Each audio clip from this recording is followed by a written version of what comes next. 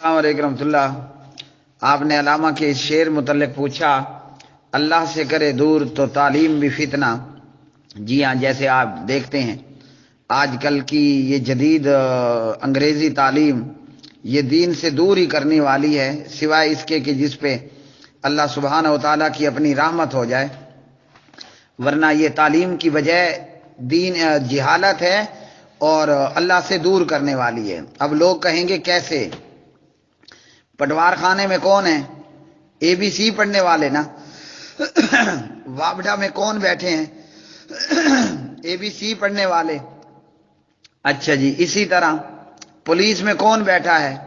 S H O, S P, یہ سب اے B C ہے اور 1 2 3 والے ہیں، اور ان کے کالے کرتوت ہم سب جانتے ہیں۔ اللہ سے کرے دور تو تعلیم بھی فتنہ۔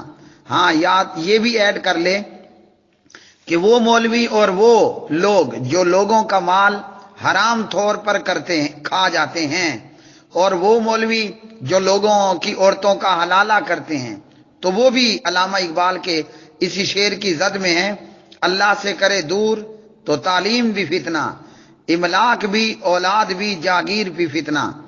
جہاں تک ہے املاک اور اولاد کے جاگیر اور مال و دولت کے فتنے ہونے کا معاملہ، تو قرآن مجید نے کہا انما اموالکم و اولادکم فتنہ، تو اقبال کی یہ بات درست ہے۔ نہ حق کے لیے اٹھے تو شمشیر بھی فتنہ، اقبال کی یہ بات بھی درست ہے کہ خارجی لوگ کافروں کو چھوڑ دیتے اور کلمہ پڑھنے والے گنہگار مسلمانوں کو قتل کر دیتے۔ جیسے آج کی دنیا میں ٹی ٹی پی کے دہشت گرد یا داعش کے دہشت گرد تلوار اور شمشیر تو اٹھاتے ہیں، مگر یہ ناحق قتل کرتے ہیں، کلمہ پڑھنے والوں کو یا بے گناہ لوگوں کو مار دیتے ہیں۔ ناحق کے لیے اٹھے تو شمشیر بھی فتنہ، شمشیر ہی کیا نعرہ تکبیر بھی فتنہ۔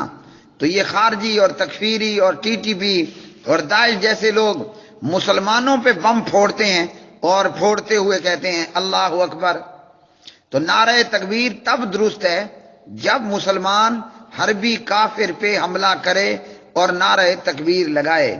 اللہ سے کرے دور تو تعلیم بھی فتنہ، املاک بھی اولاد بھی جاگیر بھی فتنہ، نہ حق کے لیے اٹھے تو شمشیر بھی فتنہ، شمشیر ہی کیا نعرہ تکبیر بھی فتنہ۔